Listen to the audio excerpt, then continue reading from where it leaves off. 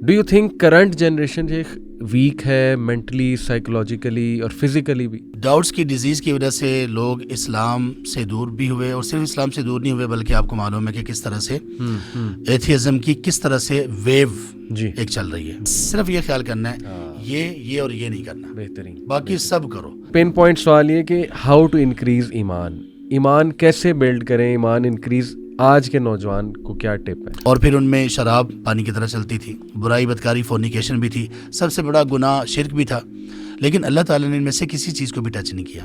उसके बाद fast food बहुत खाते हैं तो उससे आपके ख्यालात भी इफ़ेक्ट होते हैं, और मैं चाहूँगा आप थोड़ा ना तैयब डाइट पे रोशनी डालें। हमारे यहाँ नौजवानों में वो बीमारियाँ पैदा होना शुरू हो गई हैं जो पहले 45 प्लस में पाई जाती थी। आपका रात को जागने का मामला तो ये कि रात को आप जब जागते हैं तो सबसे पहले आपके दिन का आगाज़ होता है, शैतान पूरी तरह से आपके ऊपर हावी होता है, आप फजर की नमाज़ छोड़ देते हैं, यानी आपने दिन का आगाज़ ही अल्लाह तबारक तआला के साथ कुफ्र से किया। पेरेंट्स को कितना ज़रूरी है ये सारी चीज़ें पता होना ताकि वो इन चीज़ों पे औलाद की तरबियत करें। सब्र के अंडर आप अपने घर में भी बाहर भी आप चीज़ों को, वो चीज़ें जो आपके लिए नेगेटिव होती हैं, आप उनको भी पॉजिटिव बना लेते हैं। और जैसे मेरे एक और उस्ताद हैं, वो कहते हैं कि ज़िंदगी पहले ही बड़ी मुश्किल है, अल्लाह क्यों नाराज़ करके और मुश्किल इसको ना करो।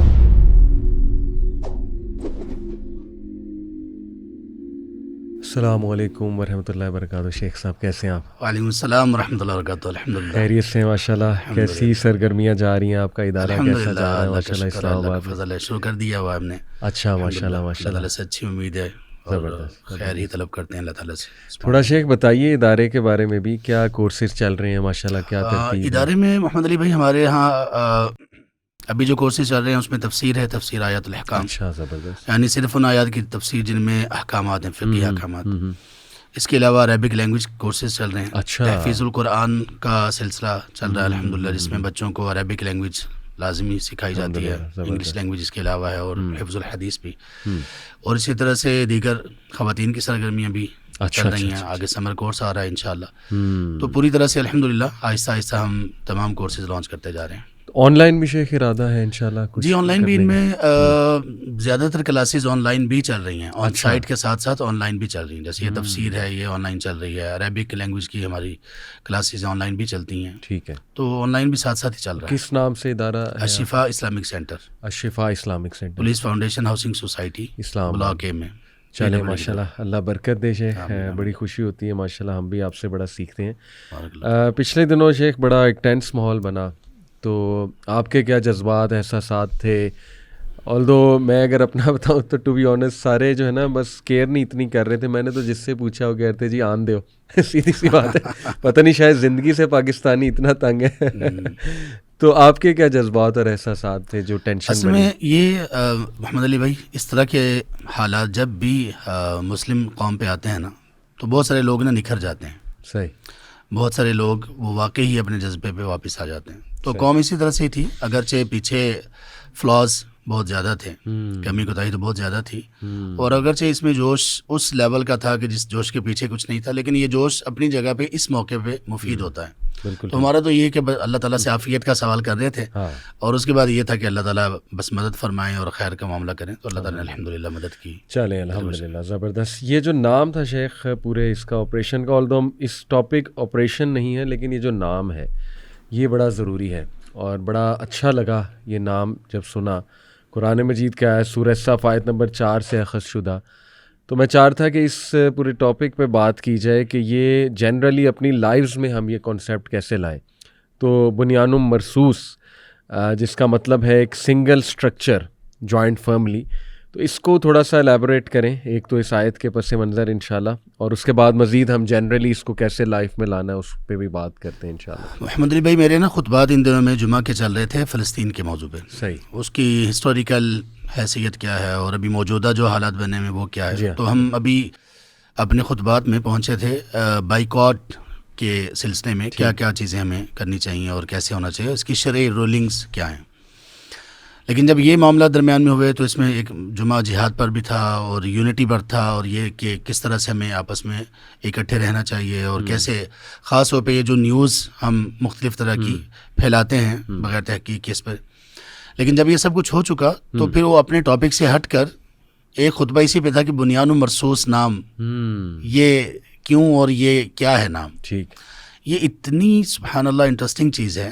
اور ایک تو بہت زیادہ خوشی ہوئی, پھر ہمارے کچھ دوست ہیں پاکستان ایئر فورس میں, ان سے بھی بات ہوئی. اچھا. کہ یہ کیسے آپ کو نام کون آپ کو چوز کر کے دیتا ہے, آپ کے لیے نام کون سلیکٹ کرتا ہے. صحیح بات. تو انہوں نے کہا کہ ہماری پراپر اس کے لیے ایک سلیکشن کمیٹی اور ایک پورا اس کے حوالے سے ڈپارٹمنٹ ہے. اچھا. اور ہمارے جو سب ڈپارٹمنٹس ہیں جیسے پاکستان ایئر فورس کے, اس میں سے ہر ایک کے لیے الگ سے جو نام تجویز کیا جاتا ہے اس کے سلسلے میں ایک آیت بھی خاص ہوتی ہے. ٹھیک ہے. تو اس آپریشن کا نام, باقی سب چیزیں جو اس میں اللہ تعالیٰ کی مدد اور جو کچھ تھا, ایک خوبصورتی اس کی یہ تھی کہ اس کا نام بنیان مرصوص ہے. ٹھیک. بنیان مرصوص جس نے بھی نام رکھا, سبحان اللہ, پتہ نہیں اس نے کیا کیا سوچا ہوگا, لیکن بہرحال بنیان مرصوص اس موقع پر اس کو نام دینا, اس میں دو بنیادی چیزیں ہیں. ایک ہے اس میں اسٹرینتھ اور ایک اس میں ہے یونٹی اور ڈسپلن. رائٹ. اور اصل میں جو یونٹی ہے یہ ڈسپلن کا ایک حصہ ہوتا ہے. ٹھیک. ٹھیک. تو بنیان مرصوص اصل میں یہ شو کر رہا ہے کہ آپ میں اسٹرینتھ ہونی چاہیے. ان اللہ یحب الذین یقاتلون. جی. اللہ تعالیٰ ان لوگوں سے محبت کرتے ہیں جو قتال کرتے ہیں. لیکن صرف قتال کرنے والے یہاں پر اللہ تعالیٰ نے آیت کا اختتام نہیں کیا. یہ بھی ہو سکتا تھا ان اللہ یحب المقاتلین, اللہ تعالیٰ قتال کرنے والوں کو پسند کرتے ہیں. لیکن اللہ تعالیٰ نے خود چاہا کہ قتال کرنے والے جو فائٹرز ہیں, ہمارے اسلامک فائٹرز ہیں جو اللہ کے لیے لڑنے والے ہیں, ان کو کیسا ہونا چاہیے. تو ان کا جو بہت ہی پرومیننٹ اسپیکٹ تھا وہ اللہ تعالیٰ نے یہاں پہ ہائی لائٹ کیا. ان اللہ یحب الذین یقاتلون فی سبیلہ صفا کأنہم بنیان مرصوص. صفا سے مراد یہ ہے بسورہ صف. یونٹی کتنی امپورٹنٹ ہے مسلمانوں کے لیے تمام چیزوں میں, خاص طور پر قتال اور جہاد کے معاملات میں. اور وہ یونٹی ہونی کیسی چاہیے, اس یونٹی میں ایسا ہونا چاہیے کہ بنیان مرصوص ایک ایسی بلڈنگ اور ایک ایسی عمارت کی طرح جس کا سٹرکچر اپنی اسٹرینتھ میں بھی بہت مضبوط ہو اور جس میں خاص طور پر یہ ہو کہ کوئی کسی جگہ پر فلا نہ ہو. تو مسلم امہ کو اپنی پوری زندگی میں ہی بنیان مرصوص کی طرح ہونا چاہیے. یہ اسلام کی اصل میں تعلیمات ہیں, اور اسی کو اسلام نے ہر ایک شعبے میں, ہر ایک اسپیکٹ آف لائف میں, ہر ایک مرحلے میں اسی کو اسلام نے پروموٹ بھی کیا ہے اور اس کے اوپر امت کی تربیت بھی کی ہے. یعنی ایک اسٹرینتھ کا پہلو اور ایک اسٹرکچر کا پہلو. ایک اسٹرکچر کا پہلو اور ایک اسٹرینتھ کا پہلو, اور اسٹرکچر میں پھر فردر نمایاں چیز ہے یونٹی. تو شیخ وہ جو حدیث ہے کہ قوی مومن اللہ کو زیادہ پسند ہے, جی, میرا خیال وہ بھی پھر اسی زمرے میں ہے کہ جیسے اللہ کے نبی نے کہا ویک مومن سے بہتر, اس کا مطلب مومن ویک بھی ہو سکتا ہے. جی, اس حدیث سے یہ بھی ثابت ہوتا ہے. ویک جسامت میں یہ مطلب ہے نہیں. دیکھیں کچھ چیزیں ایسی ہیں, جسامت میں بہت سارے لوگ ویک ہوتے ہیں, لیکن ان کے ارادے اور ان کے افعال, ان کے اعمال اور ان کی وہ جد و جہد جو اسلام کے لیے کر رہے ہوتے ہیں وہ بہت مضبوط ہوتی ہے. تو اصل میں اس میں جو اسٹرینتھ بتائی جا رہی ہے اس حدیث میں, وہ صرف فزیکل اس میں نہیں ہے, بلکہ اس میں جو اسٹرینتھ ہے اصل یہ ہے کہ سب سے مضبوط مومن وہ ہے جس کا ایمان مضبوط ہے.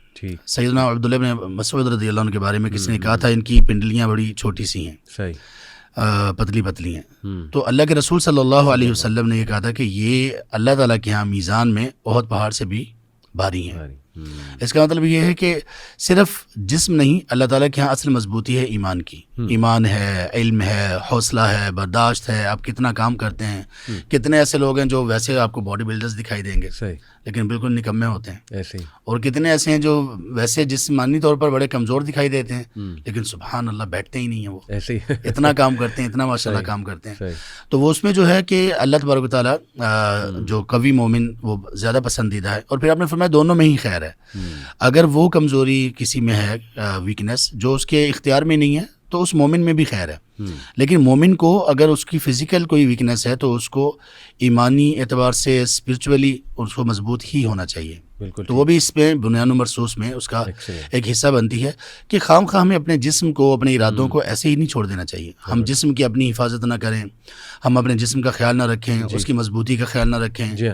یہ اسی طرح سے ہوتا ہے نا کہ وہ 40 میں جا کے پھر گوڈے گٹے سب جڑ جاتے ہیں, بلڈ پریشر ہو جاتا ہے اور پتہ نہیں کیا کیا عجیب و غریب بیماریاں. تو ایسا مومن اللہ تعالیٰ کو اس طرح سے پسند نہیں ہے. چلیں یہ دونوں پہ بات کرتے ہیں, ایک تو اسٹرینتھ پہ, پھر اسٹرکچر پہ, پھر یونٹی کی بھی بات کرتے ہیں. تو میں چاہ رہا ہوں کہ ذرا ہم یوتھ کو ڈسکس کریں. آج اگر آپ نوجوانوں کو دیکھیں، میرا بھی ایک انالیسز ہے لیکن ماشاءاللہ آپ کا بھی کافی ایک گہرا تعلق ہے، آپ کی کلاسز میں بھی نوجوان آتے ہیں، آپ یونیورسٹیز وغیرہ میں بھی جاتے ہیں. Do you think current generation weak ہے مینٹلی، سائیکولوجیکلی اور فزیکلی بھی؟ محمد علی بھائی بہت زیادہ ویک ہے، مینٹلی، سائیکولوجیکلی، اسپرچولی بہت زیادہ ویک ہے، اور انفارچونیٹلی فزیکلی بھی ویک ہے. ایسے ہی یعنی اس میں ان لوگوں میں جو اصل میں ویکنیس جب آئی نا ایمان کی، جی، فیتھ کی ویکنیس، جی، اس کے بعد آئی ان میں پریکٹس، اسلام کو پریکٹس کرنے کی ویکنیس. جب یہ دو ویکنیسز ان میں آئی نا تو پھر اس کی وجہ سے ان میں کچھ بیماریاں آئیں، کچھ ڈیزیزز آئیں. صحیح. ان ڈیزیزز میں سب سے خطرناک ڈیزیز ڈاؤٹس کی ڈیزیز ہے. صحیح. اور اسی ڈاؤٹس کی ڈیزیز کی وجہ سے لوگ اسلام سے دور بھی ہوئے، اور صرف اسلام سے دور نہیں ہوئے بلکہ آپ کو معلوم ہے کہ کس طرح سے ایتھیزم کی کس طرح سے ویو ایک چل رہی ہے. جی. اس کا سبب یہی تھا کہ پیچھے ویک تھا ایمان بھی، اور پریکٹس بھی نہیں تھی، اور علم تو بالکل سرے سے اس کے ساتھ کنیکشن ہی ان کا کٹا ہوا تھا. تو اس کی وجہ سے یہ ڈاؤٹس کی بیماری، ڈاؤٹس کی ڈیزیز ان میں آئی، اور جب خطرناک اپنے لیول پر پہنچی تو اس کا مطلب یہ کہ ایتھیزم بالکل پھیل رہا ہے. اور اسی طرح دوسری ڈیزیز ہے شہوات کی ڈیزیز. یہ جو ایک ڈیزائرز اور اس کو ایک بالکل انکنٹرولڈ ڈیزائرز، اور اس میں ہمارا میڈیا، اور اس میں یہ جو بےہودگی، اس میں پورنوگرافی، اور اس میں یہ سب چیزیں. اس میں تو ابھی میرا چند دن پہلے بھی ایک یونیورسٹی میں تھا، ایک سیشن تھا، اس کے بعد کچھ نوجوانوں کے ساتھ ہم بیٹھے تھے. آپ کے پاس تو ایسے بے شمار آتے ہی رہتے ہیں. نوجوان کھل کے کہہ رہے تھے کہ ہمارا سر مسئلہ ہی یہ ہے کہ ہم ان ڈیزائر سے اور ان چیزوں میں یہ جو ایڈکشن ہے بد نظری کی، اس سے ہم نکل ہی نہیں پا رہے. اور لوگ تو ابھی نوجوان تو یہ کہہ رہے ہوتے ہیں کہ یہ بس یہ جائز ہے، بس اس کے علاوہ کوئی چارہ ہی نہیں ہمارے پاس. خاص طور پہ یونیورسٹیز کے جو نوجوان ہیں وہ یہ کہہ رہے ہوتے ہیں. تو جب ان میں وہ اسٹرینتھ نہیں رہی جو عقیدے کی ہے، جو عمل کی ہے، اور جو علم کی ہے، تو یہ ڈاؤٹس کی ڈیزیز ان میں آئی جو زیادہ خطرناک ہے. اور اس کے بعد ان میں ڈیزائرز کی ڈیزیز آئی، جس کی وجہ سے یہ سارا وہ پھر کمزور ہو گئے. اب جس میں یہ ڈیزیز ہے، یہ جو ایڈکشن ہے، بد نظری ہے، وہ فزیکلی بھی بہت زیادہ ڈاؤن ہوگا. وہ اس کے ڈیسیجن پاور اس کی بہت زیادہ ویک ہوگی. وہ اخلاق میں بھی کمزور ہوگا. وہ کسی چیز میں پارٹیسپیٹ نہیں کرے گا. اس کے جو سائیکولوجیکل افیکٹس ہیں آپ بہتر سمجھتے ہیں. ان میں ایک یہ بھی ہے کہ وہ بندہ نا اپنی ہی اندر ایک قبر کھوتا ہے، اور اس میں دفن ہوتا رہتا ہے. بالکل صحیح. اور وہ ایک دفعہ کر تو لیتا ہے ایک تھوڑی سی وقت کی لذت کے لیے. وہ اپنے ضمیر کو بھی، اپنے دل کو بھی، اور اپنے وہ جو ایک اسٹرینتھ اس میں ایمان والی ہوتی ہے، ان سب کو بالکل وہ دفن کر دیتا ہے. بالکل ٹھیک. اور اس کے بعد وہ کسی کام کا نہیں رہتا. اور ایسے جو لوگ ہیں ان کے لیے تو جنگ لگے نہ لگے ان کو کوئی فرق نہیں پڑتا، الا یہ کہ کوئی ایسا اللہ کی طرف سے ان کے لیے کوئی آزمائش آ جائے جو ان کو کھڑا کر دے. تو کبھی کبھی جنگ کی صورت میں ایسے لوگ بھی کھڑے ہو جاتے ہیں کہ جو بالکل ایمانی اعتبار سے بالکل گرے پڑے ہوتے ہیں. صحیح. تو یہ ہے اس میں سبحان اللہ کمزور ہمارے جو بڑا اچھا آپ نے جامع کر کے بتایا. اصل میں دیکھیں میں آڈینس کو کلیئر کر دوں، یہ بات ڈسکس کرنے کا مقصد ابھی پچھلا پوڈ کاسٹ مغیرہ بھائی کے ساتھ تھا، اس میں بھی کچھ ہم نے یہ حالات حاضرہ کے حوالے سے بات کی. اس میں نیشن بلڈنگ کی بات ہوئی. دیکھیں ابھی بڑا ایک اللہ کی طرف سے نا ہمیں اشارہ ملا ہے کہ اٹ از ہائی ٹائم کہ تم نیشن بلڈنگ کرو. یعنی حالات کبھی بھی چینج ہو سکتے ہیں، ہو نوز. ٹھیک ہے پاکستانیوں نے ہم نے بڑا ایک بہادری دکھائی، اچھی بات ہے، اس کو سراہنا چاہیے. اور الحمدللہ at the end of the day شیخ دیکھیں سب مسلمان ہیں، اتنا عقیدہ تو سب کا پختہ ہے کہ جی مرنا تو ہے، اور کسی اچھے کام کو کرتے ہیں مر جائیں تو کیا ہی بات ہے، یہ تو عقیدہ پختہ ہے. لیکن دین اگین ہم نے دیکھیں اس آنکھ سے بھی دیکھنا ہے کہ نیشن بلڈنگ کتنی ہونے والی ہے. اور جیسے آپ نے کہا کہ سائیکولوجیکلی بھی کمزوری نظر آ رہی ہے. یعنی وہ سکلز جو ریزیلینس ایک بیسک سکل ہے کہ مشکل جب آ جائے تو اس سے کیسے نمٹنا ہے. تو آج آپ دیکھتے ہیں کہ نوجوان نا بالکل گیو اپ کر دیتے ہیں. ایموشنل انٹیلیجنس بھی ویک نظر آتی ہے، یعنی فیصلہ کرنے کی قوت جو آپ نے کہی وہ ویک نظر آتی ہے. پھر چھوٹی چھوٹی باتوں پہ بہت زیادہ ٹیمپر لوز کر دینا، ہمت ہار جانا. تو مجھے تو بڑا ڈر لگتا ہے ٹو بی آنیسٹ کہ شادیاں کیسے چلائیں گے، کیونکہ بڑی ایک وہ اس کے لیے ایموشنل انٹیلیجنس اور وہ اسکل سارے چاہیے. تو انشاءاللہ چلیں ہم اب پازیٹیو کی طرف آتے ہیں. محمد علی بھائی یہ اس میں نا یہ والا ایک پوائنٹ، خیر یہ تو الگ سے ایک پوائنٹ ایسا ہے کہ اس پہ آپ بہت زیادہ آپ کو پوڈ کاسٹ بھی کرنی چاہیے، لوگوں کو بتانا بھی چاہیے. شادیاں کیسے کامیاب ہوں گی؟ بالکل صحیح. شادیاں کامیاب ہیں ہی نہیں. صحیح. شادیاں بری طرح سے ناکام ہو رہی ہیں, صحیح, بری طرح سے. یعنی ہمارے پاس سب سے زیادہ جو کیسز آتے ہیں لوگوں کے, وہاں پہ لوگ آ رہے ہوتے ہیں ہمارے یہاں الحمدللہ. ایک اچھی بات یہ ہے کہ وہ رجوع کرتے ہیں کہ ہمیں بتائیں کہ اب قرآن و سنت میں ہمارے لیے کیا ہے. سب سے زیادہ ایشوز شادیوں کی ناکامی کے ہیں. ڈیورس ریٹ انتہائی الارمنگ ریٹ پر جا چکا ہے, اور نوجوانوں میں یہ سب چیزیں ہو رہی ہیں. 6 مہینے 2 مہینے کے بعد طلاقیں ہو رہی ہیں. تو اس کا بھی یہ ایک بہت بڑا سبب ہے. خیر پازیٹیو چیزیں بھی اس میں آ سکتی ہیں, جیسا بات کر رہے تھے, بات کو کنٹینیو کیجیے. تو میں چاہ رہا تھا کہ ہم پہلے اس پہ بات کریں کہ مینٹل اسٹرینتھ اور یہ فزیکل اسٹرینتھ, اس کے لیے سب سے پہلے تو میں آپ سے پوچھنا کہ صحابہ نوجوانی کچھ ان کی نظر آتی ہے, مطلب ظاہر ہے کتابیں تو لکھی ہیں ان کے بارے میں کافی لوگوں نے, لیکن وہ جو نوجوانی کا ایک فیز ہوتا ہے اس میں صحابہ کی کیا روٹین تھی, کس طرح فوکسڈ رہتے تھے, کیا ایسا مل گیا انہیں کہ ان میں اسٹرینتھ آ گئی؟ ذرا ہم اپنے نوجوانوں کو گائیڈ کریں انشاءاللہ اس حوالے. محمد علی بھائی, اس میں سب سے جو بنیادی چیز ہے نا وہ تھا کہ ان میں جو ایمان ان میں جگایا گیا تھا نا, ان کے دل میں جو ایمان پیدا کیا گیا تھا, جی جی, وہ ایمان اصل میں ایک ان تمام چیزوں میں وہ ایمان ایک نا روح کی حیثیت رکھتا ہے. جس بندے میں ایمان جتنا مضبوط ہے اتنا ہی زیادہ وہ یوتھفل ہے, اگرچہ اس کی عمر وہ ایجڈ ہو وہ ٹھیک, لیکن جس کا ایمان مضبوط ہے اتنا ہی زیادہ وہ یوتھفل ہے. بالکل. اللہ کے رسول صلی اللہ علیہ وآلہ وصحبہ وسلم آپ کی آخری ایج میں 63 میں بھی آپ دیکھ لیں کہ آپ علیہ السلام نے آخری جو غزوہ کیا وہ سب سے مشکل تھا. آپ کی آخری ایکسپیڈیشن جو تبوک کے سلسلے میں تھی, آپ اس میں سب سے زیادہ توانا اور سب سے زیادہ مشکل, اس میں آپ نے اتنا لمبا سفر کیا. سبحان اللہ. اور آپ علیہ السلام آخر تک بھی آپ کے چند بار یہاں پہ سفید تھے اور چند ایک بار یہاں پہ تھے, اور باقی آپ کا جسم اور آپ کی ہمت سب کچھ, ہم سب سے بہتر اور سب سے زیادہ تو ہمارے لیے بہترین نمونہ آپ صلی اللہ علیہ وسلم ہے. تو باقی بھی جو صحابہ تھے جو اگرچہ ایجڈ تھے لیکن وہ ان میں یوتھفلنس نظر آتی تھی, اس لیے نظر آتی تھی کہ ایمان مضبوط تھا.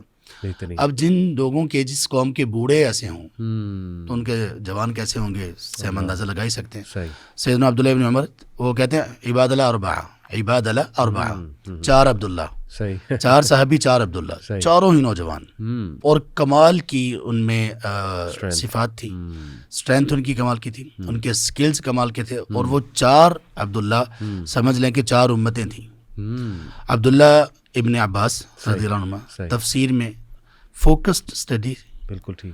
اور آپ کو حیرانگی ہوگی, بہت سارے ہمارے یوتھ کو یہ معلوم نہیں ہے, جب اللہ کے رسول صلی اللہ علیہ وآلہ وصحبہ وسلم دنیا سے تشریف لے گئے تو سیدنا عبداللہ ابن عباس رضی اللہ عنہ کی عمر 12-13 سال سے, 12 سے 13 سال, اور 12 سے 13 سال کی عمر میں ان کا ایک مقام تھا.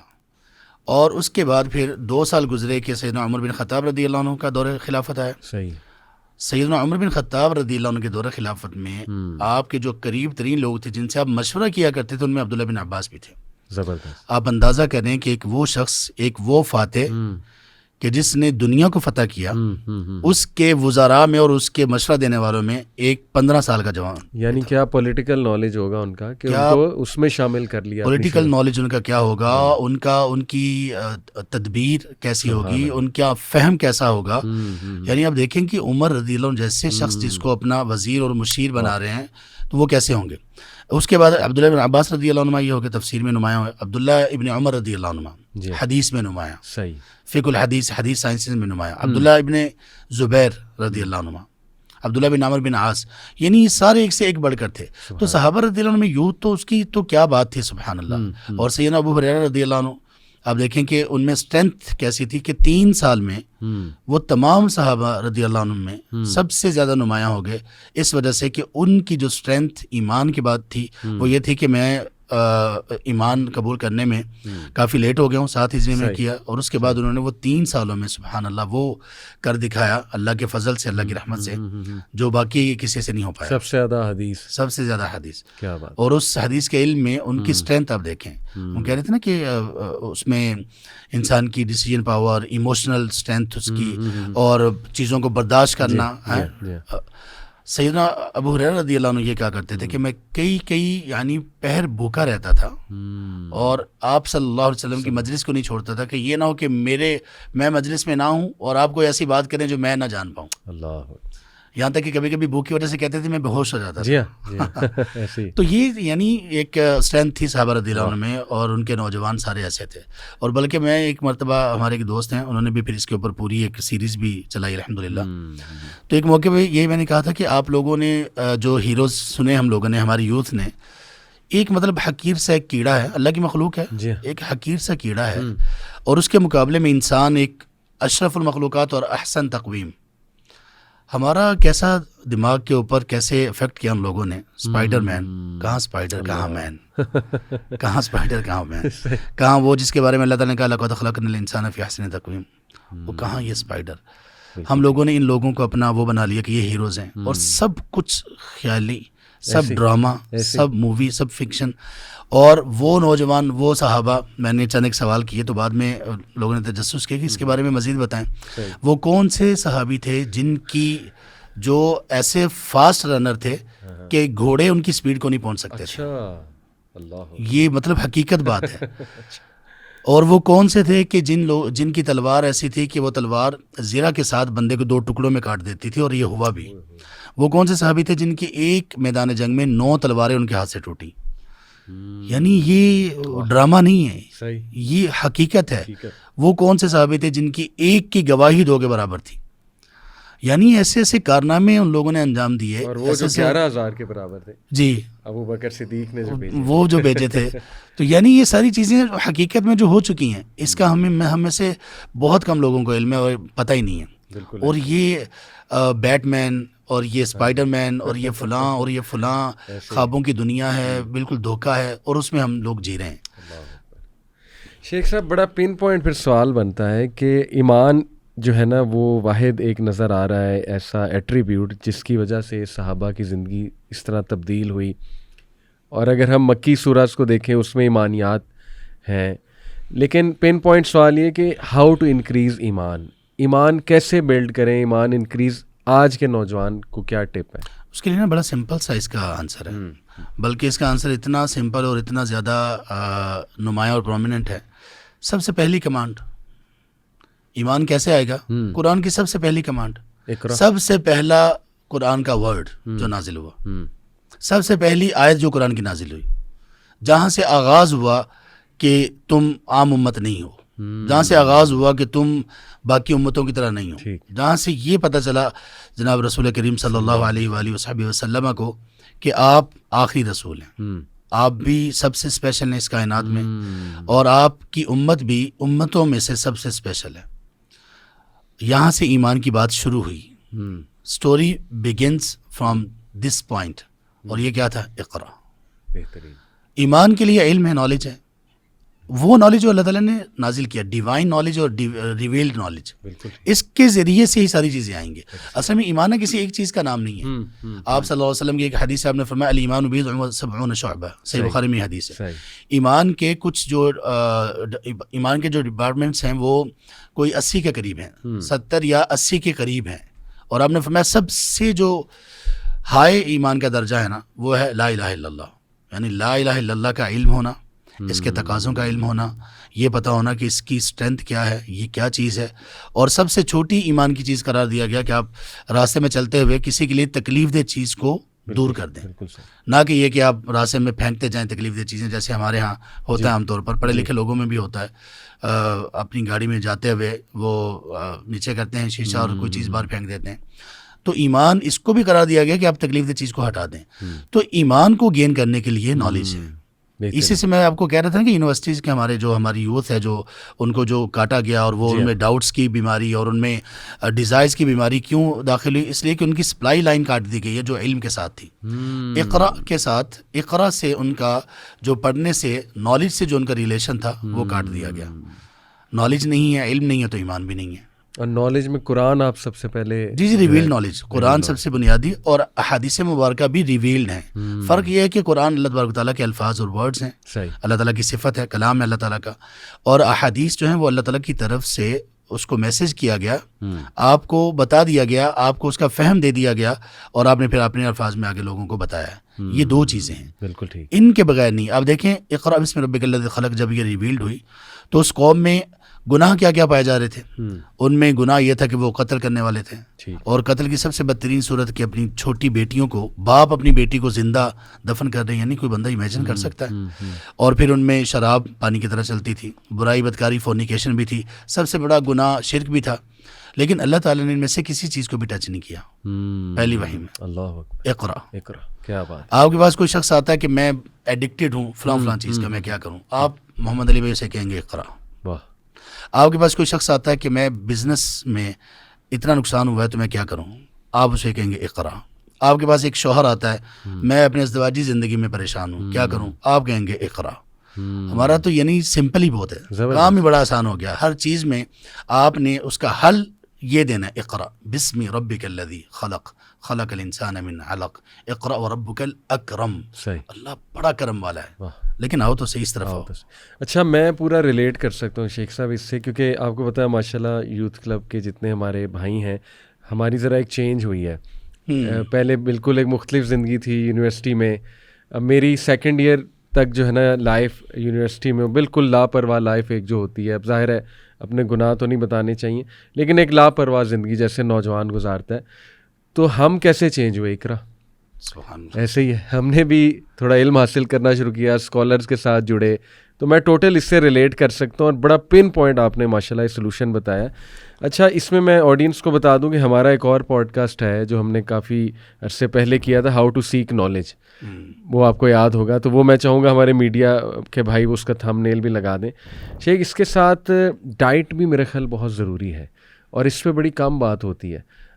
کیونکہ میں ایکچولی آج کل نا میرا شیخ اس پہ بڑا انٹرسٹ ہو رہا ہے, اور میں کچھ سنتا بھی ہوں ڈائٹیشینس کو جو بڑے کوالیفائڈ اور اچھے اوتھینٹک ڈائٹیشینز ہیں. تو بات وہ یہ کرتے ہیں کہ ہمارا جو گٹ اور برین ہے وہ بڑا کنیکٹڈ ہے. گٹ یہ پورا جو سسٹم ہے, اور دیکھیں یہ وہ حکیم جو بات کرتے ہیں وہی بات ہے. آج ماڈرن ڈائٹیشینز یہ بات کر رہے ہیں کہ آپ کا یہ پورا سسٹم یہ آپ کے یہاں سے کنیکٹڈ ہے, بلکہ میں تو کہتا ہوں قلب کے ساتھ بھی کنیکٹڈ ہے, اور میں تو کہتا ہوں خیالات کے ساتھ کنیکٹڈ ہے, the kind of food you at.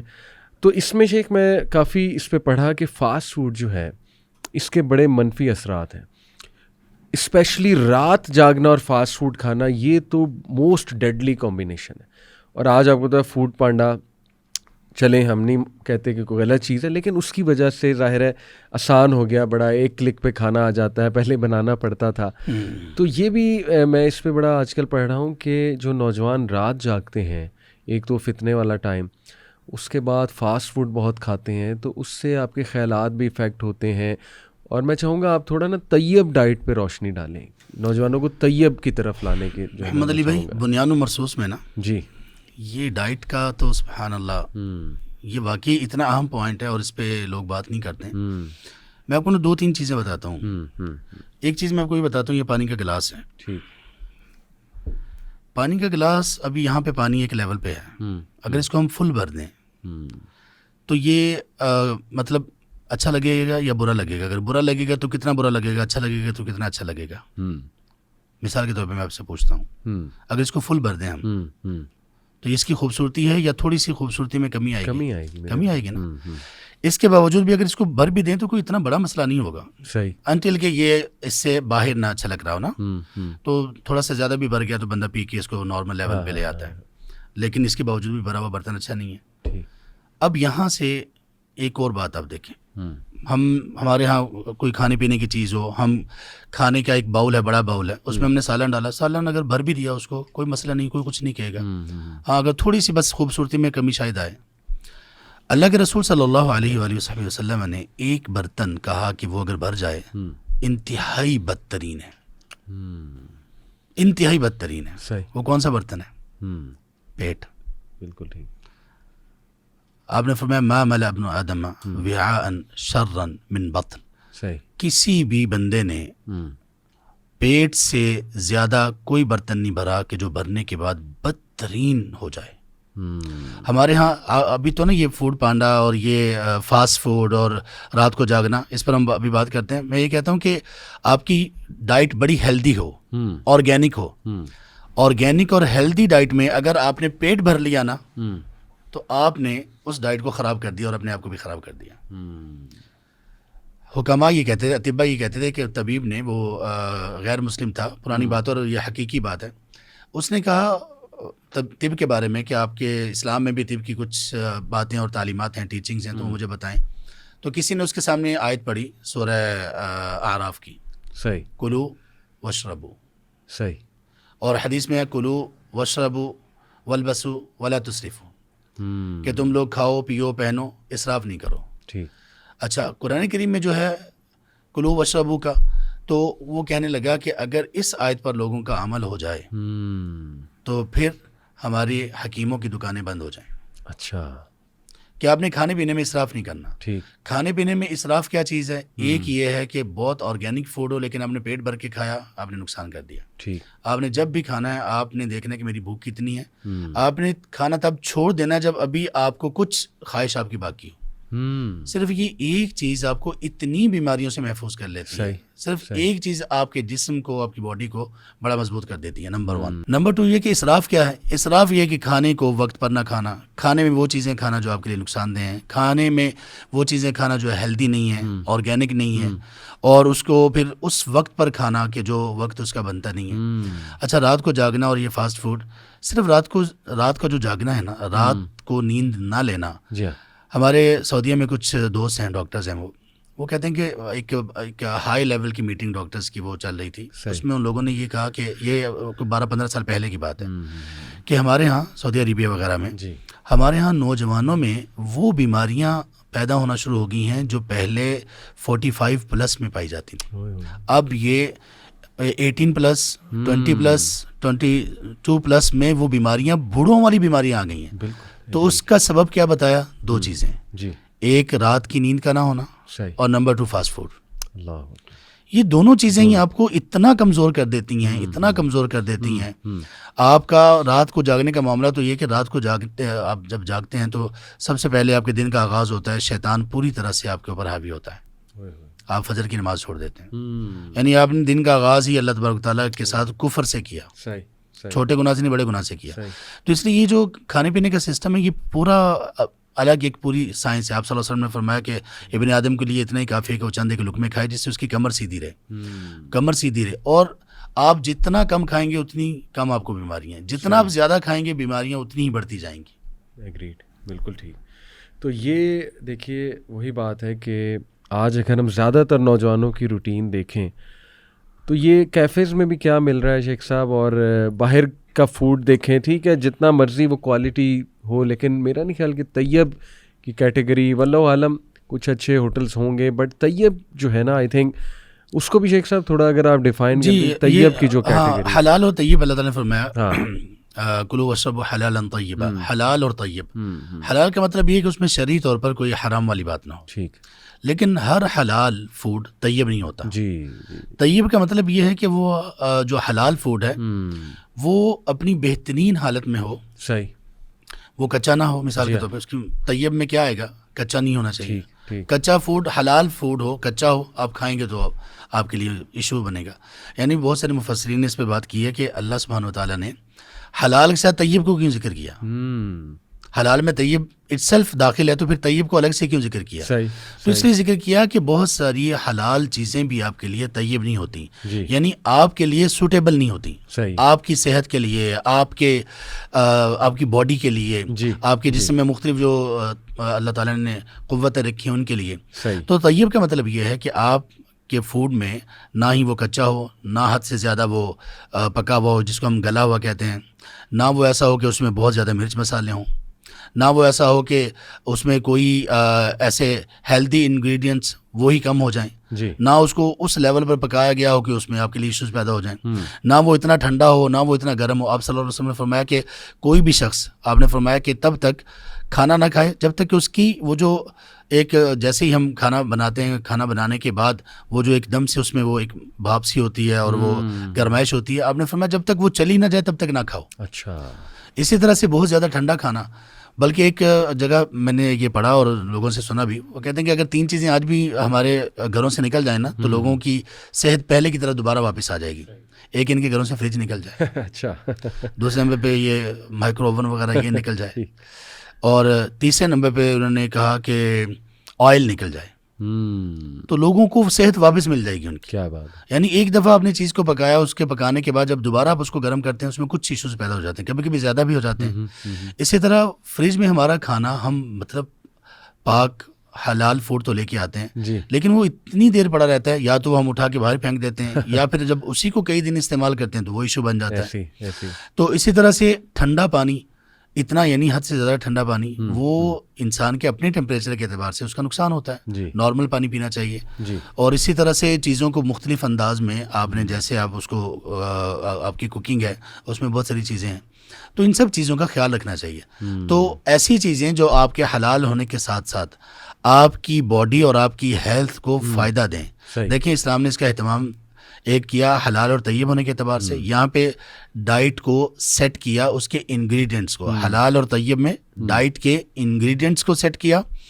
اور وہ جو اس سے پہلے میں نے حدیث بیان کی ہیں کہ پیٹ بھر کے نہیں کھانا, بھوک رکھ کے کھانا ہے, اور یہ کہ جب بھوک لگے تو تب کھانا ہے, اور بھوک کو ابھی باقی رہے تو تب چھوڑ دینا ہے, یہ اس کی کوانٹٹی کو بیان کیا. زبردست. اور اس کے بعد پھر ایک مسلم کو جو لائف سٹائل دیا ہے اس میں محنت ہے, مشقت ہے, نماز ہے, تہجد ہے, اور اس میں گھڑ سواری ہے, اس میں سوئمنگ ہے, اس میں نشانہ بازی ہے. اب آپ ان سب چیزوں کو ذرا تھوڑا سا ریلیٹ کریں تو پتہ چلے گا بنیاد مرصوص کیسے بنتی ہے. اور دیکھیں یہ وہی ہے اقرا. آپ پڑھیں گے تو یہ ساری باتیں پڑھیں گے, سب باتیں پتہ چلیں گی آپ کو کہ کیا ایک مسلم کو کیسے ہونا ہے. سب پیرنٹس کو کتنا ضروری ہے یہ ساری چیزیں پتہ ہونا, تاکہ وہ ان چیزوں پہ اولاد کی تربیت کریں. ہمارا دین کھانا بھی سکھایا, آپ نے 4 اصول بتائے, سبحان اللہ. طیب کا کانسیپٹ میں دوبارہ تھوڑا سمرائز کر دوں کہ ہولسم فوڈ ہو, بینیفیشل ہو آپ کی ہیلتھ کے لیے, حلال بھی ہو, بلکہ میں کہتا ہوں اس سے روحانیت بھی آپ کی بڑھے. میں تو اس کو اس طرح بھی شیخ صاحب دیکھتا ہوں, اور آپ اللہ کے شکر گزاری کی طرف زیادہ ہیں وہ کھانا کھا کے. جیسے بڑا فرق ہے, آپ چاکلیٹ کھائیں اور اس کے بعد آپ فروٹ کھائیں بہت ہی میٹھا, جو آپ کا فیوریٹ فروٹ ہے, تو یقین کریں جی میں تو جب فروٹ کھاتا ہوں شکر نکلتا ہے اندر سے. صحیح بات ہے, وہ ایفیکٹ ہے, ایک روحانی ایفیکٹ بھی ہے میرے تو خیال میں. پاکستان میں اللہ تعالیٰ کا ہم پر فضل ہے, یہاں کی فروٹس, یہاں ان کی کوالٹی, ان کا ٹیسٹ ایسے ہی دنیا سبحان اللہ ترستی ہے ان کو. خاص عرب ممالک میں جانا ہوتا ہے شیخ صاحب, واللہ میں شیخ نہ ان کے آم کی سمجھ آتی ہے نہ ان کے کیلے کی سمجھ آتی ہے. میں شیخ صاحب یو کے ابھی گیا تھا ٹور پہ, تو وہاں 2 کنٹریز سے فروٹ اور ویجیٹیبلز آتے ہیں جو مجھے پتہ لگا, ایک اسپین سے اور ایک یورپ کی کوئی اور ہے وہاں سے. اچھا وہ بالکل پاکستانی کیرٹ, میں نے نا وہاں گاجر کا جوس منگوایا کہ یار بڑا ہیلدی ہے تو چلو گاجر کا جوس پیتے ہیں کیفے میں. اورنج جوس, تو وہ اورنج گاجریں جو ہوتی ہیں نا, وہ ان کو ممی ڈیڈی گاجریں ہم کہتے ہیں, چائنیز گاجر. تو میں بڑا حیران ہوں, ان کا پاکستان میں تو ریڈ جوس ہوتا ہے کیرٹ کا, بڑا مزے کا, بڑا فریش. بہرحال مزے کا تھا, لیکن وہ آپ کی والی بات ہے کہ وی آر لکی پاکستان میں سبحان اللہ جتنے ویجیٹیبلز اور فروٹ ہیں الحمدللہ. اب ہم دوسرے اسپیکٹ پہ اگر آ جائیں, اسٹرکچر پہ, اسٹرینتھ پہ بات ہو گئی, بہت ضروری ہے نیشن بلڈنگ کے لیے ایموشنلی اسٹرانگ ہونا, فزیکلی اسٹرانگ ہونا, اسپریچولی اسٹرانگ ہونا, اور اس کے لیے بہترین آپ نے نسخہ بتایا اقرا, کہ بھائی پڑھنا شروع کرو. اور میں آپ کو بتاؤں کہ دیکھیں یہ چیز گورے اپلائی کرتے ہیں, ٹھیک ہے ان میں روحانیت نہیں ہے, لیکن ان کی ہیلتھ شیخ بہتر ہے. جی بالکل. اور وہ اقرا کرتے ہیں, یعنی ایٹ لیسٹ دنیاوی ٹرمز میں, کہ وہ پڑھتے ہیں, انہیں پتہ ہے کیا چیز نقصان دہ, ایکسرسائز کرنی ہے, یہ ساری چیزیں. تو اس کی ہمارے میں بڑی کمی ہے. اسٹرکچر کی بات کریں تو اس میں آپ نے کہا کہ ایک تو یونٹی کا کانسیپٹ, ادروائز بھی ایک اسٹرکچر کے ساتھ زندگی گزارنا. تو پہلے پہ بات کریں کہ اسٹرکچر کے ساتھ ہم زندگی کیسے گزار سکتے ہیں. اگین ہمیں پڑھنا پڑے گا, وہ بات تو ہے, اقرا علم حاصل کرنا پڑے گا, لیکن موٹی موٹی کچھ ٹپس کے اسٹرکچر کے ساتھ زندگی کیسے گزرے گی. ایک اسٹرکچرڈ جو لائف ہے نا, اس کے لیے سمپلی اگر ہم اس پہ بات کریں نا, مثال کے طور پہ ہم یہاں پہ بیٹھے ہوئے ہیں, آپ کیا سمجھتے ہیں کہ زندگی کس چیز کا نام ہے؟ آپ ابھی زندگی گزار رہے ہیں نا, آپ یہاں پہ یوتھ کلب میں بیٹھے ہوئے ہیں. یوتھ کلب آپ کے لیے ورک پلیس ہے. جی, یوتھ کلب میں آپ اکیلے نہیں ہیں. صحیح. ایسا نہیں ہے کہ آپ یوتھ کلب کا مطلب یہ کہ آپ اکیلے آتے ہیں, یہاں پہ بیٹھتے ہیں, وقت گزارتے ہیں, چلے جاتے ہیں. نہیں, یہاں پہ کچھ لوگ ہیں, آپ ان کے درمیان زندگی گزارتے ہیں. یہ سب لوگوں کی زندگی ایسی ہوتی ہے. ایسی. آپ اس کے بعد پھر آپ گئے گھر, جب آپ گھر گئے تو یہ آپ کی فیملی لائف ہے. یہ آپ کی ورک لائف، آپ کی بزنس لائف، آپ کی گھر کے باہر کی زندگی ہے. اس میں آپ نے اپنے بزنس پارٹنر سے بھی ملنا ہے، آپ نے اپنے ساتھیوں سے بھی ملنا ہے، دوست احباب سے بھی ملنا ہے، آپ نے چیلنجز سے بھی نمٹنا ہے. اچھا، اب جب گھر جاتے ہیں تو آپ کی فیملی لائف ہے. اگر آپ کی شادی ہوئی ہے تو آپ کی وائف ہیں فیملی میں، اور آپ کے بچے ہیں. اسی طرح سے آپ کے والدین ہیں. اگر شادی نہیں بھی ہوئی تو کم از کم والدین ہیں، بہن بھائی ہیں. ایسے ہی اسٹرکچر لائف اس طرح سے بنتی ہے کہ آپ کو فیملی میں کوئی ایشو آپ کے سامنے آئے، آپ کے لیے گھر کے باہر کی جو آپ کی لائف ہے اس میں اگر کسی ایشو کا آپ کو سامنا کرنا پڑے تو آپ نے اس کو کیسے سالو کیسے کرنا ہے. اور اس سے پہلے یہ کہ آپ کا اسٹرکچر اس میں اسلام نے کیسے ڈیولپ کیا ہے کہ آپ کی فیملی لائف کیسی ہونی چاہیے اور آپ کی باہر کی لائف کیسی ہونی چاہیے. فیملی لائف میں اسٹرکچر اسلام کا اتنا خوبصورت ہے، اللہ اکبر، اتنا خوبصورت ہے. بلکہ اس اسٹرکچر کو اگر ہم تھوڑا سا اور مزید بیسک سے شروع کریں تو فیملی ہماری جو لائف ہے نا، اسٹرکچرڈ لائف، اس میں دو چیزیں ہیں. نمبر 1 اللہ سبحانہ و تعالیٰ، حقوق اللہ. نمبر 2 حقوق الناس، حقوق العباد. اب حقوق اللہ میں اللہ تبارک و تعالیٰ کا عقیدہ، ایمان، اور اس کے بعد پریکٹس عبادات وغیرہ، بہترین. اور وہ ساری اتنی اسٹرکچرڈ ہیں کہ وہ اسپرچول، آپ نے کہا تھا نا وہ گورے ہیں وہ پڑھتے ہیں، اقرا پر عمل کرتے ہیں، لیکن ان کے پڑھنے میں جو اللہ تعالیٰ نے ہمیں پڑھنے کا حکم دیا یہ اس سے بالکل مختلف ہے. ہمارا پڑھنا یہ کہ ہمارا پڑھنا آپ کی باڈی کو آپ کی روح کے ساتھ ہم آہنگ کر دے، اور وہ اللہ تعالیٰ کی مرضی کے مطابق ہو.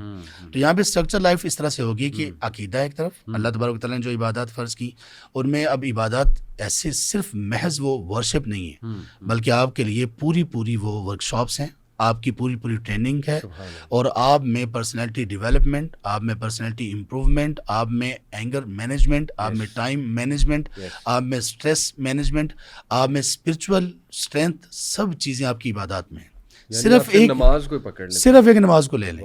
آپ کو محمد علی بھائی کئی پوڈ کاسٹ چاہیے صرف نماز کو اس اینگل سے دیکھنے کے لیے کہ یہ کیسے بندے کی ایک اسٹرکچر لائف کو بناتی ہے. اتنی بڑی چیز ہے، اتنی بڑی چیز. ایسے آپ سجدے میں جا کر جب سبحان اللہ ایک طرح سے اللہ کے سامنے سجدہ ریز ہوتے ہیں، آپ کی پوری باڈی پر فزیکل افیکٹس کیا پڑتے ہیں، باقی سب کو اسپرچول افیکٹس کو چھوڑ دیں. آپ کا چہرہ کیسے روشن ہوتا ہے، آپ کے کیسے آپ کے پورے اس ایریا میں آپ کے خون کا فلو کیسے ہوتا ہے، یعنی اتنی ساری چیزیں ہیں.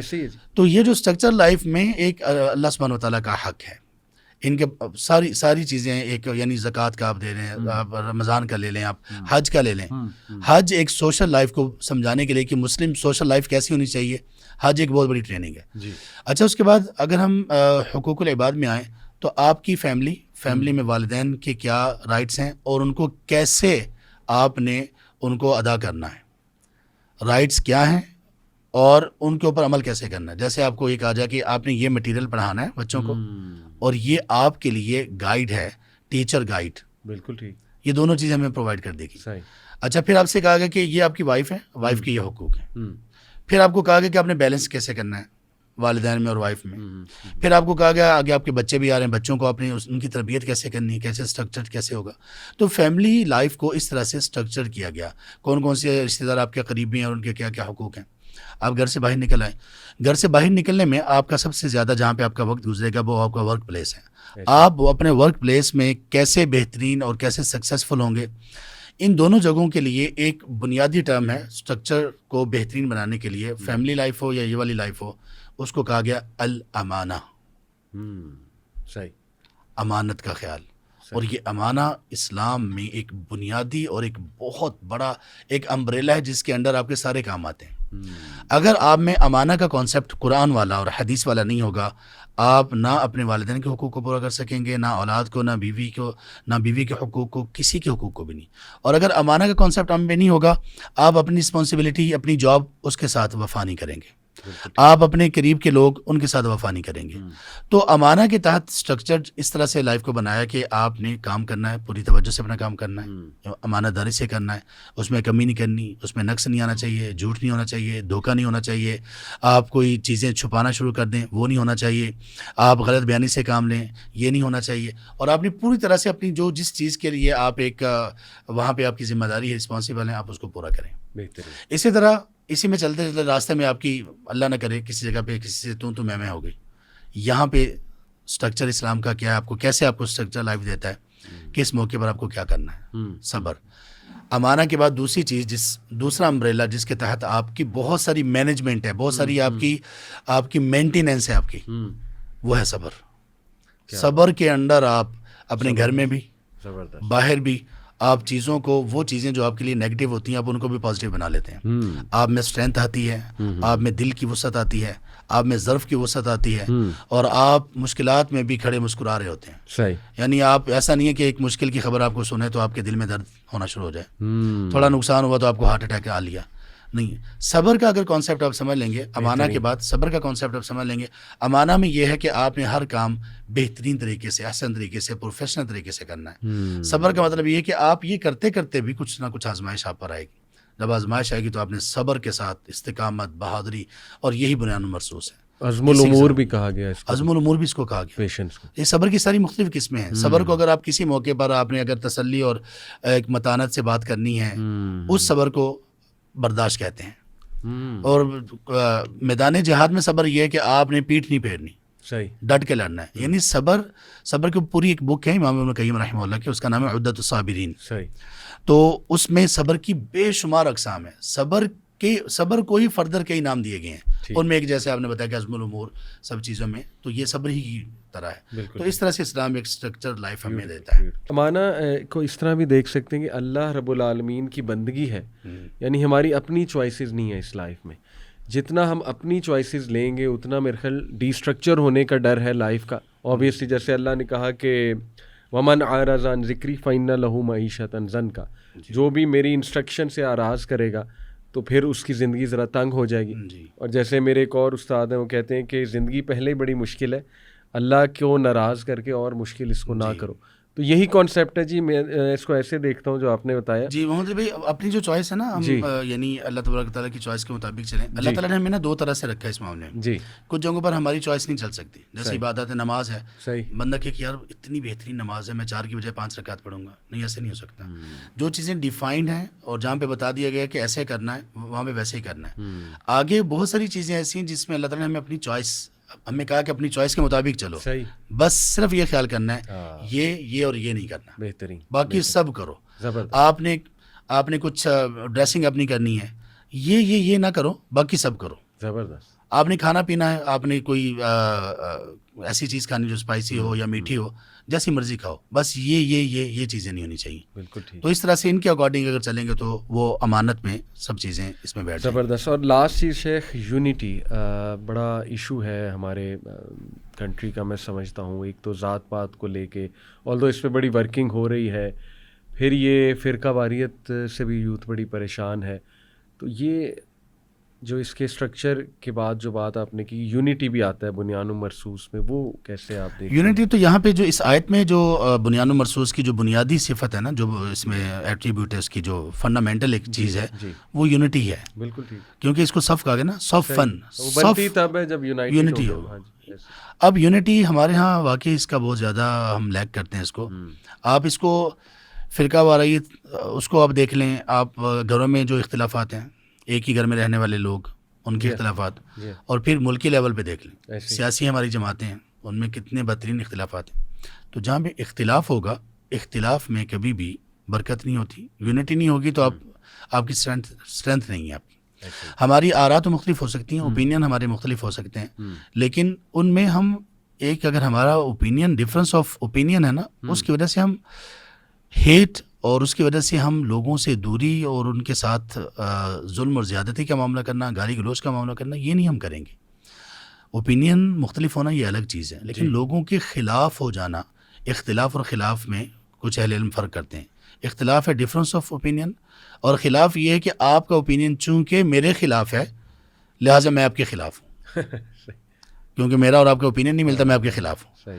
اور میری اور آپ کی جماعت نہیں ملتی، میں آپ کے خلاف ہوں. تو سیاسی جو اس سے لے کر اختلافات سے لے کر مذہبی اختلافات، گھروں کے اختلافات، کاسٹ کی بنیاد پر اختلافات، یہ ساری چیزیں ہی مسلمانوں کے لیے ان کے اسٹرکچر اور ان کی اسٹرینتھ کے لیے انتہائی زیادہ خطرناک چیز ہے.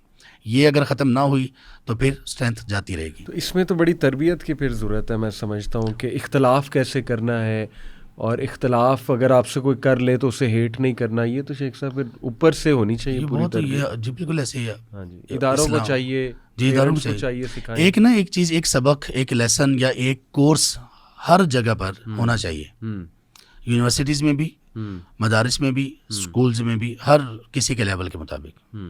وہ ہے کہ ہم کس طرح سے دوسرے سے ڈس ایگری کر سکتے ہیں. آداب اختلاف رائے کے آداب کیا ہیں, ڈفرینس آف اوپینین کے ایتھکس اسلام نے جو سکھائیں وہ کیا ہیں. اس قوم کو اس کی اتنی ضرورت ہے, ہر جگہ پر یہ کورس, پراپر ایک کورس ہونا چاہیے. اگر صرف یہ ایک چیز پر ہم قوم کی تربیت کر لیں تو بڑے معاملات ٹھیک ہو جائیں گے, بہترین یونٹی آ جائے گی.